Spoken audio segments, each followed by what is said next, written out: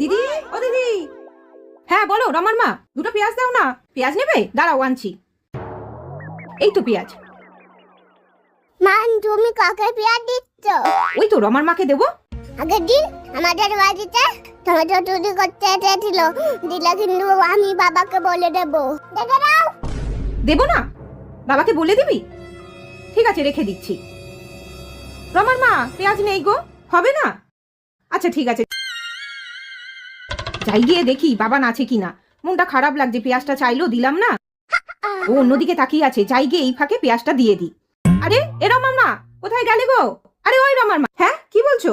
পেঁয়াজটা নাও। না না, লাগবে না। নেবে না? এই তো বললে তোমার বাড়ির পেঁয়াজ শেষ হয়ে গেছে। নাও পেঁয়াজটা নাও। আরে বাবা বলছি তো লাগবে না। কি হাতটা লোকাচ্ছ? হাতটা বাড়াও, পেঁয়াজটা নাও। ভগবান, ওই জন্যই বাবান তোমাকে পেঁয়াজ দিতে বারণ করেছিল।